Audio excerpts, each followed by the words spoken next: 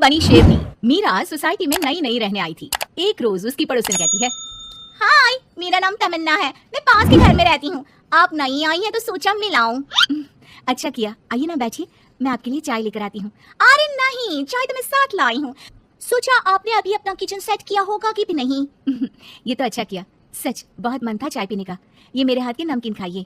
मीरा और तमन्ना में दोस्ती हो जाती है, लेकिन धीरे धीरे पता चलता है कि दोनों हैं एक दूसरे से बिल्कुल अलग। एक दिन दोनों पार्क में घूम रही थी कि एक लड़की मीरा को देखकर कहती है, कैसे रंग की साड़ी पहनी है, एक तो इतनी गर्मी, ऊपर से चटक रंग, कितनी गवार दिख रही है ना ये पीली साड़ी वाली। और बाल भी कैसे उड़े उड़े हैं। तमन्ना को गुस्सा आ जाता है। हाँ तो उसके उड़े है ना, तुम लोगों को क्यों जलन हो रही है? और रहा सवाल साड़ी के रंग का, तो जरा फैशन सेंस ऑन करो, इस समर ये रंग ऑन फैशन है, समझी? वो दोनों लड़कियां तमन्ना से लड़ने आ जाती हैं कि अरे छोड़ ना, जी रहने दीजिए। हाँ सही कह रही हैं, खराबी तो है मेरे बाल और साड़ी, आप प्लीज जाइए यहाँ से। अरे क्यों इतना स्वीट बनती है तू सबसे, हर किसी को जवाब दिया करना। अरे क्या करना है, वो बुरा बोल रहे हैं तो अपना मुंह भी खराब कर ले क्या? ऐसा नहीं होता है, किसी की बुरी बात सुनने का मतलब है कि वो लोग सही बोल रहे थे। अरे किसी के बोलने से क्या होता है, हम क्यों अपना मुंह खराब करें। खैर, मीरा शांति से रहती, बच्चों को देखती खिलाती। उसका पति काम के सिलसिले से हमेशा बाहर ही रहता था, तो वो कोशिश करती कि उसके बच्चों को किसी भी चीज की कमी ना हो। एक रोज सास कहती है, अरे सारा दिन बच्चों में लगी रहती है, पता है बेटा यहाँ नहीं रहता मेरा, लेकिन मजाल है कि ये मेरा ख्याल रख ले। माफ करिए माँ जी, वो मयंक को स्पीच थेरेपी दिलाने ले गई थी, मैं अभी आपकी चाय बना देती हूँ। अरे चाय नहीं चाहिए, चाय पिला पिला कर मार दे तू। तेरे बाप ने बोला था कि शादी के वक्त 2 लाख देने के लिए, अभी तक 1 लाख दिए हैं, बाकी के पैसा कब देगा? बच्चे हो गए लेकिन दहेज पूरा नहीं दिया। माँ जी, वो पैसे उन्होंने मयंक के पापा को बिजनेस लगाने में जो मदद की थी ना, उसमें दे दिए थे। अरे वाह जी वाह, उसमें तो देना ही पड़ेगा ना, वो तो अलग से पैसे थे। तू रोज खाती है पीती है, उसके पैसे कहाँ से आएंगे? और ये तेरे बच्चे। तभी मीरा को गुस्सा आ जाता है, वो सास को आंख दिखाती है और सास कुछ सोचकर वहाँ से निकल जाती है।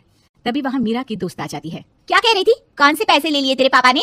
मीरा मुस्कुरा देती है, अरे वो पुराने लोग हैं ना, अपने तरीके से सोचते समझते हैं, छोड़ ना। और बता कैसे आना हुआ? अरे तेरा कुछ नहीं हो सकता, मेरी सास होती ना तो ऐसा मुंह तोड़ जवाब देती कि देखती ही रह जाती। मीरा मुस्कुरा देती है।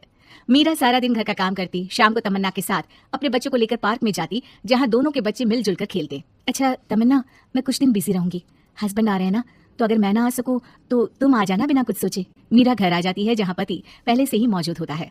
तो मोहतरमा, वक्त मिल गया पति के लिए? अरे आप तो कल आने वाले थे ना। हाँ लेकिन सरप्राइज देने की सोचा तुमको। कहाँ गए थे बच्चों के साथ? अरे बस पार्क तक गई थी बच्चों को खिलाने के लिए। वैसे अगर आपने सरप्राइज नहीं दिया होता तो मैं कुछ स्पेशल बनाती आपके लिए। अरे तुम्हारे हाथ की तो सिंपल दाल भी स्पेशल होती है, कुछ भी बना लो मीरा। मीरा का पति उससे बहुत प्यार करता था, वो उसे समझता था, लेकिन कभी कभी उस पर गुस्सा भी हो जाता था। अरे घर पर कोई है, कहाँ है मीरा? तभी तमन्ना के कान में मीरा के पति की आवाज आती है। यार बच्चे बच्चे, हमेशा तुम्हारा ध्यान बच्चों पर रहता है। चलो ठीक भी है, लेकिन मेरा भी तो सोचो, तुम्हें कौन सी शर्ट साफ करने को कहा था और तुमने कौन सी कर दी? यार पता नहीं ध्यान कहाँ रहता है तुम्हारा, जरा सी भी स्मार्टनेस नाम की चीज नहीं है, न बोलना आता है ना समझना। मुझे आपने सफेद शर्ट साफ करने को कहा था, ये सफेद ही तो है। अरे पागल औरत, मुंह से सफेद निकल गया होगा, ये नीली करनी थी। लेकिन तुम खुद की अकल लगाओ तब ना पता चले कि कौन सी करनी है। तमन्ना बाहर खड़ी सब सुन रही थी, उसने वहाँ से निकल जाने में ही भलाई समझी, लेकिन अगले रोज पार्क में। देखो मुझे गलत मत समझना, मैं ये नहीं कह रही हूँ कि तुम अपने पति से लड़ो या उसका मुंह तोड़ दो, लेकिन अपनी बात रखना तो सीखो। जमाना ऐसा नहीं है कि कोई किसी को कुछ भी सुना दे और अगला चुप रहे। चुप रहना ठीक है, लेकिन एक लेवल तक। मैं समझ रही हूँ तमन्ना, लेकिन मेरा नेचर कभी रहा ही नहीं। हाँ मुझे भी गुस्सा आ जाता है, लगता है गलती कहाँ है, पर समझ में ही नहीं आता कि बोलूँ क्या। खैर बात आई गई हो जाती है। एक दिन मीरा के घर में बैठ तमन्ना और मीरा चाय पी रहे होते हैं कि वहाँ मीरा का बेटा रोते हुए आता है। मीरा घबरा जाती है। क्या हुआ बेटा? बेटे का रो रो कर बुरा हाल होता है, वो सिसकियां भर रहा होता है। क्या हुआ बेटा, कुछ तो बताओ। तभी पीछे से मीरा की बेटी भी आ जाती है।